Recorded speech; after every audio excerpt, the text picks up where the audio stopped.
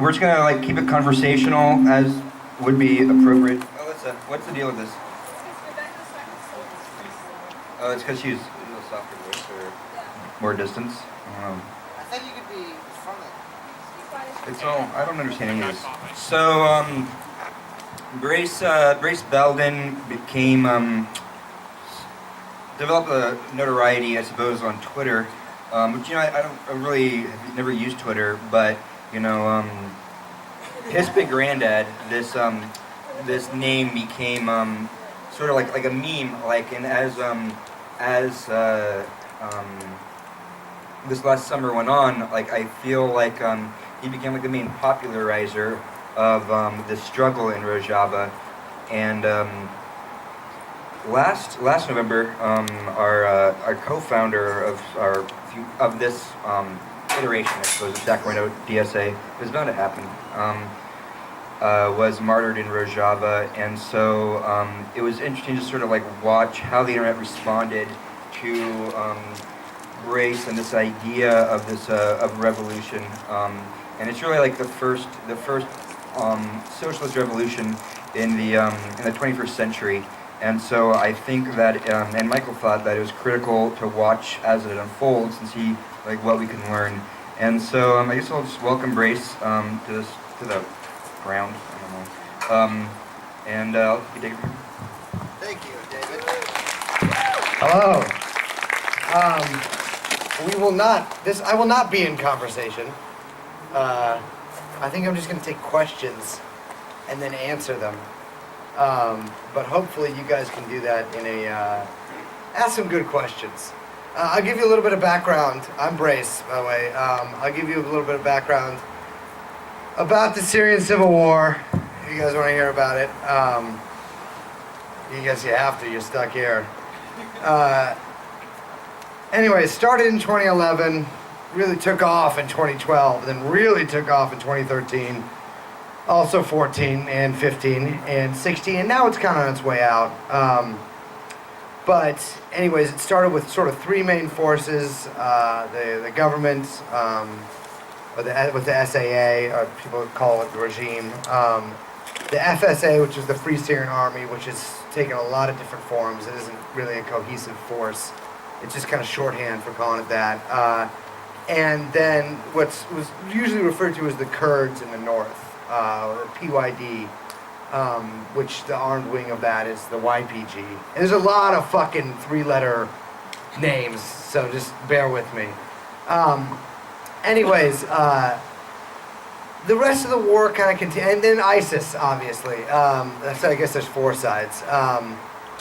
It's kind of too much to go into, but I assume you guys are all pretty familiar with the Syrian Civil War.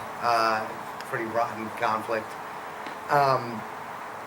Yeah, I don't know. I don't really. A lot of people have been really interested in what the Kurds have been doing, or rather what the PYD have been doing, because instead of being sort of this the central government, which is just sort of a classic Ba'athist government, and kind of similar to the one that was in Iraq, although definitely not the same.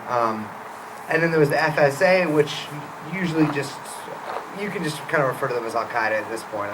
Originally there was some secular, semi-democratic factions within it, but they've all been subsumed. And then ISIS, everyone's kind of familiar with, but the PYD practice something called democratic confederalism, which is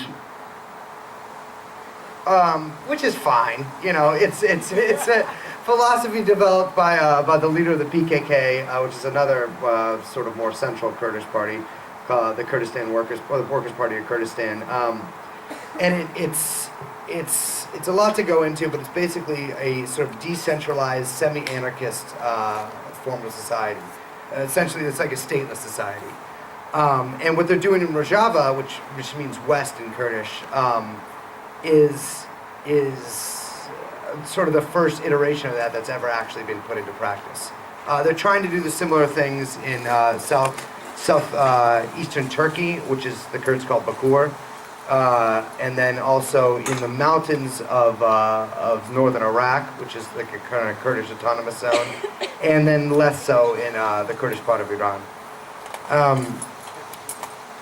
Anyways, I was out there for a while, fought with the YPG and specifically this thing called Boog, which is B then O with umlauts and a G, which is like it's like a Turkish Marxist-Leninist party that fights underneath the umbrella of the YPG.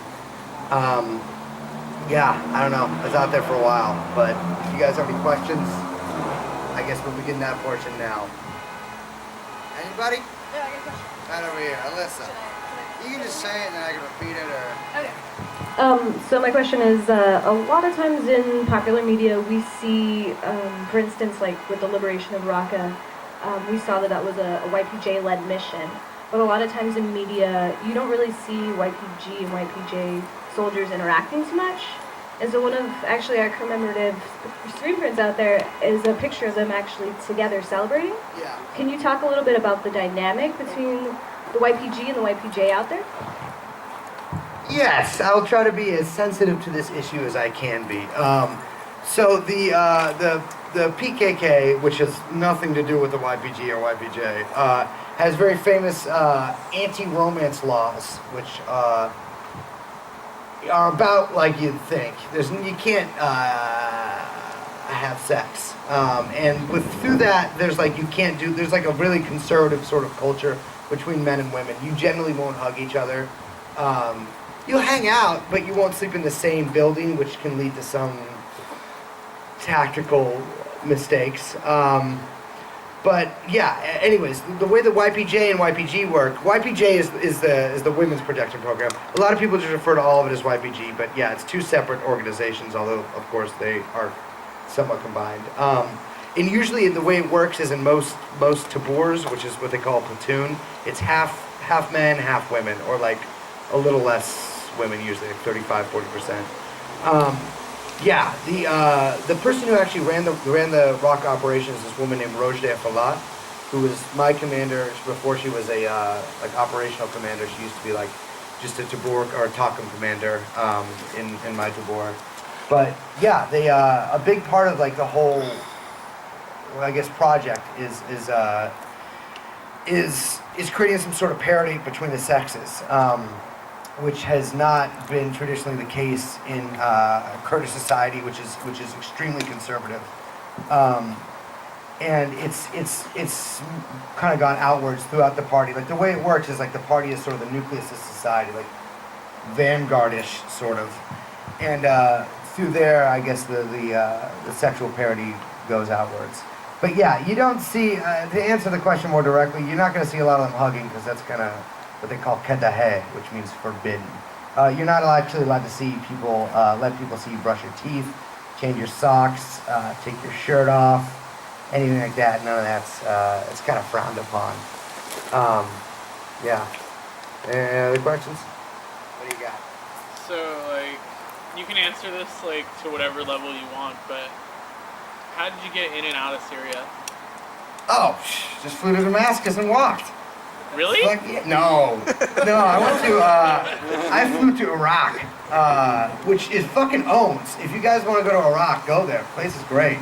I'm not kidding. But yeah, I flew to, I can say this, I flew to Suleimania in Iraq, which is, it's a Kurdish city in the northeast of the country, controlled by the Democratic Union Party, or I think so. What is it? PUK, what's that stand for? Okay, yeah, PUK I think stands for Kurdish Union Party. It's one of the two parties in Iraqi Kurdistan, and they usually let people in, sort of like a tacit agreement. Well, they let me in, and then there's a lot of waiting around in safe houses, a lot of people taking your phone, and a lot of long car rides, and then a long walk. Basically, you walk across. And wade through the Tigris. But yeah, it takes quite a while. Anyone got anything? Sure. David, what do you got? So, your experience in the YPG, how does that affect your outlook on like American left-wing or revolutionary politics? Oh, I don't know if it does. Can you repeat the question? Oh, excuse me.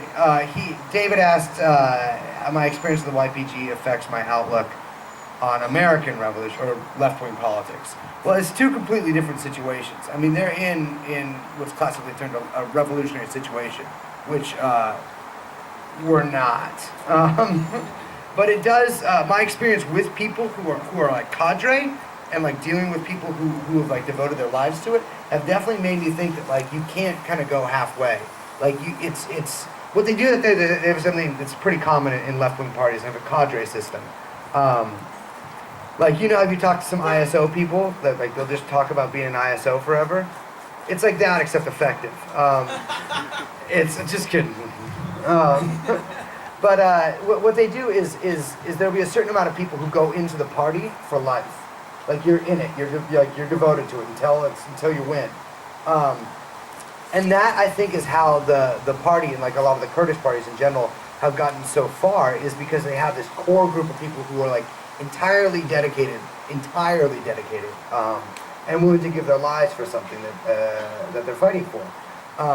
It's like, you know, you change your identity, you basically agree to follow democratic centralism, which is the model they use, which is a model that works, the only one that does, and it's like, it shows me that like, if we do get to a situation, which probably past this one that we're in, if things advance, then yeah, that will be necessary. It can't be like some like half-ass like activism or like movement style thing. Like you have to have like a core group of people who are like, which is kind of how every organization runs, except usually like you don't have to give up your entire life for it. Yeah. Anyone else got anything? This guy. You've mentioned the PKK a few times. Can you actually explain what they are a little more? No, PKK are great people that have nothing to do with the YPG.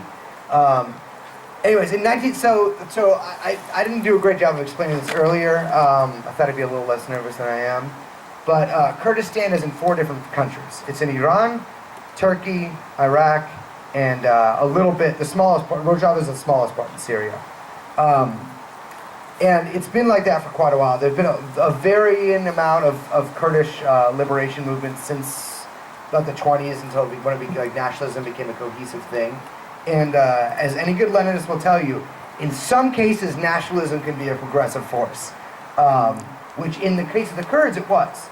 Unfortunately, their biggest thing that they had was something called the Mahabad Republic in 1946 in Iran.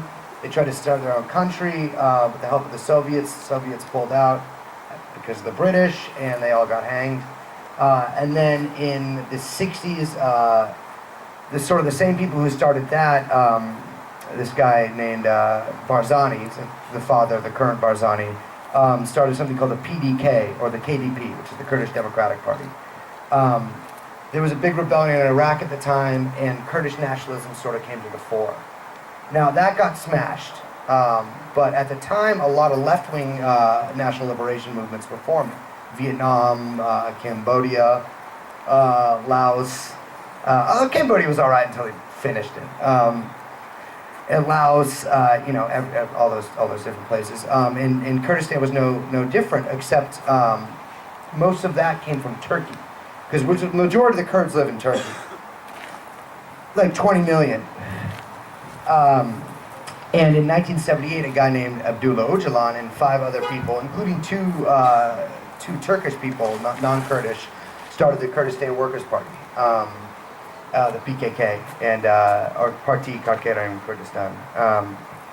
And that became a huge force in Turkish politics, and they gained a lot of steam really quickly.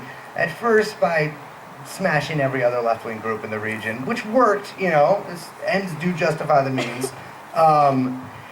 And they unfortunately were not able to succeed up until sort of now, because the problem is, and unlike a lot of these other national liberation movements, they weren't just trying to secede from one country or to free one country. They were trying to secede from 4 different ones, who, though maybe at odds, those 4 countries might be at odds on other issues, they've always been united, and this is even before PKK, about smashing Kurdish national liberation. And you're even seeing that today. You'll see Iraq and Turkey doing joint exercises and stuff, because it's like one thing that they can agree on. Not the only thing, but one. Anyways, PKK grew up until a pretty big force. I think the biggest, there were like 50,000 guerrillas, but they've always been in the mountains, southern Turkey and northern Iraq. Now, and they have other organizations in other countries too. They changed their name a lot. Not YPG isn't one of them. But yeah, they're essentially the main group, and Abdullah Öcalan is the leader of the PKK. I don't know if that answered it at all. They're cool.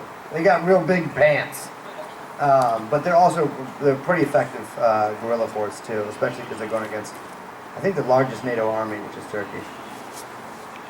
There are any other questions? You first. Kind of a two-part question. Yeah. The first part is, when you're back home and you're thinking about Rojava, what are some of the things you think about the most? Whether it's like you missed something or you're wondering about something that's going on there that you left behind, and also if you were to ever go back, do you ever think about things that maybe you would want to do differently now that you're home, or things you wish you had an opportunity to do while you were there? All right, yeah. So what she asked was, you guys probably all heard it better than me. Like when I'm here, what do I think about like that I wish I had either done differently or like miss about there? Well, I don't know if I would have done anything differently. I think I just did all that I could. Like you don't get a lot of choice when you're there. Things I do miss, I think, are the things that probably everyone misses about being in a situation like that. You miss your buddies, and a lot of people from my unit died after I left, and when I was there. But I don't miss those guys. And I get worried too because the situation right now is not. It's like ISIS is. Raqqa was finished the other day. ISIS is almost done, but things might come to a head with the Syrian government, which is something I really don't want.